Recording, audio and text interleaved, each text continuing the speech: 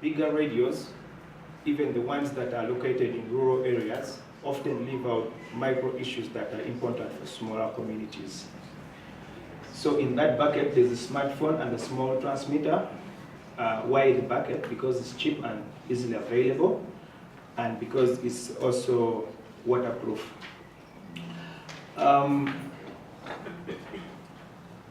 The micro radios, unlike the bigger radios, the community produces its own content. For example, it could be this audience. You produce issues that concern you within your small community. And all you need to produce content is to have an FM radio. You can have an FM radio like any other, and then you need a phone. The phone, we get your phone number and put it into the smartphone in the bucket, and then the phone calls you back. If, for example, you want to talk about the Ebola tent, the phone can call you back at an agreed time and say, okay, are you ready for your show at this time? And if you're ready, you can press 5 on your phone, and then it can tell you to begin. It can also allow you to host a talk show, or it can allow you also to take in calls from callers. The radio covers a radius of 15 kilometers because we wanted to cover micro issues that the bigger radios don't cover. And like I said, it's audience based. You don't need a studio. You don't need to come at a location where the radio is. You can present from wherever you are. It could be from your home, and maybe chickens are making noise in the background. All that comes out on the radio because we believe it's part of the local environment. How sustainable is this? Because for you, the most expensive cost in maintaining this radio is the airtime that we put in the phone to enable people who want to call, because we realize that the communities that use the radio don't have money. So we put airtime on the phone, and then the phone calls back. So the major cost for running the radio is for it to have airtime. That means if you want to send an advert, you can send an advert, but you pay for it. There's a mechanism for paying. So the radio generates money to buy airtime to keep it running, so that the communities can continue to use it. And then to power it, it has a small solar panel and batteries, so it doesn't use electricity. That means it can be located anywhere without any need for electricity, and power is constant. In the areas where they are, there's a lot of sunlight. It can pick like any radio. It's phone-based.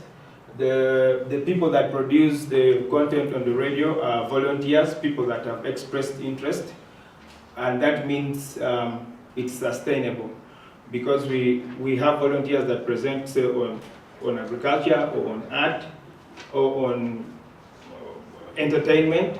So we train these basic media skills to observe ethics, basic journalism ethics, and also the law.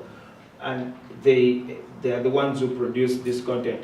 We think this long term is cheap, but also sustainable. And in the event that some volunteers leave, we always get new ones, train them the basics, and then they begin presenting on the radio. They are not.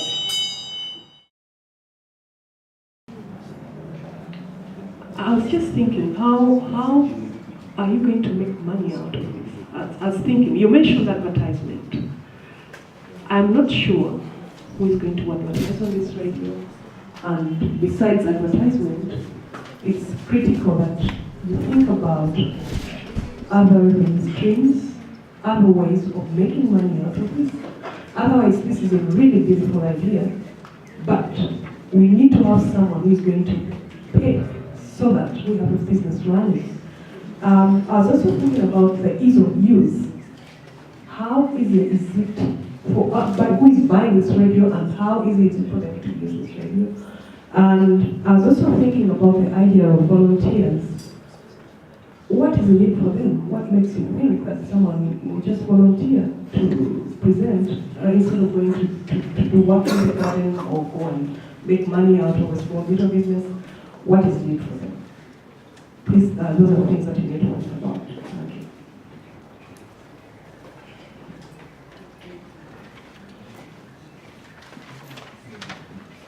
Yes, thank you for innovating this one as well. Radio.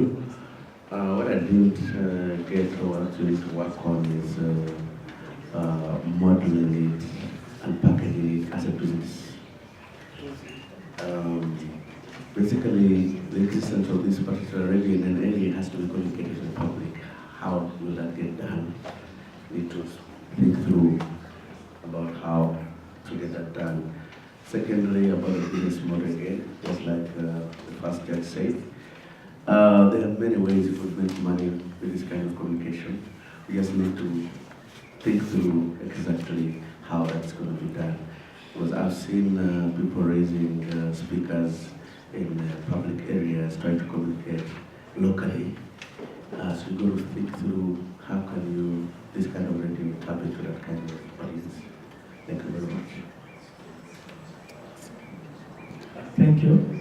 I am not sure this is very affordable. 15 kilometers, $3,000, you said?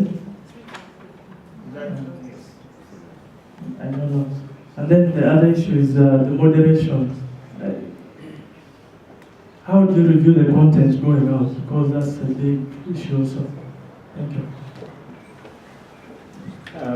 I had a question about how you are going to scale this in terms of how you're going to distribute it to many, many villages, because the story hangs together if it goes into very distributed communities. And saying, is your cost target of $3,000 based on your revenue targets, or is it actually a function of your cost of goods? And are there any ways that you have identified of reducing your cost of goods? On the business model, it's something that we are testing, because when you move to these villages, you'll find people with speakerphones announcing events. So we are trying to tap into that so they can instead use these radios.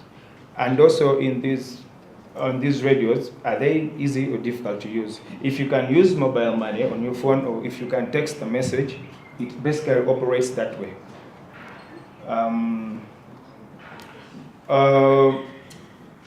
I don't seem to remember the other questions, but I hope I have answered the urgent, the pressing ones.